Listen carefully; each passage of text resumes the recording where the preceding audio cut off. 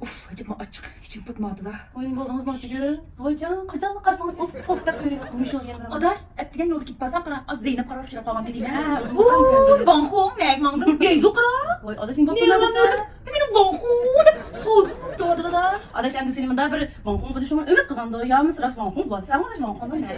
Adaş o değil ya adaş. Şunca benim çıkartma künlü banko bulamadıysa. Desin, sonunu kılıyamam, mazak Adaş kaladı. artık oyunumda ne adaş? Senin o bankon buluşumda tilektaşlık bildiriyor ki adaş. Ona demeyeyim ha?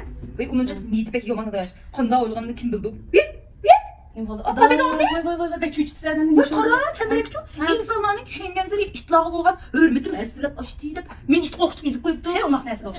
Sizde qıla. Neymiş bundaq deydi adaş? Bu dikvanı mı dikvanı özüne bekep kettin qarayış qilib qo'ygan mıydın? Bu adaş, ötken benim tuğlan günün kantiline ve işin qıla ağlasına tuğlan günün baram. Bağlamısa, hazır mide çok izlep çıkıp kırtıp onu yücenge. Adaş qaçan tug'ilgan kun, tug'ilgan kun barmag'ini salla va qo'ymidi o kuni. Çok beni dedi. Şıkır beni Şıkır dedi. canım bana adaş qaqshig'a hozir men yuzlarim hiç o'ylanmayman. Hech qilmaslar chiqishi mumkin adaş şu an. Odaş, acaba astutun qarab turda. Adaş sen birasi o'xshatganda yomanda do'yinglar ko'rib qolgan bo'g'itdi sen. Ecep seni oxşatmaydı na. Ucu adaş çok sinizgen de qaratıdı birminki. Voy adaş unda o'yinimgina undaq ko'zlari fuchurishqa qilgansiz. Umoqga da qarab qo'ygan adaş. Bu yolda biz simizde qardı ucuqum. Ha sen beksimiz adaş şu simiz deganga heyron qolib nima degan simsiz adaş qarab o'xshaydi sana ha? Sen burunum işte oylap yemeğe gittin. Sen davaldım ha degene.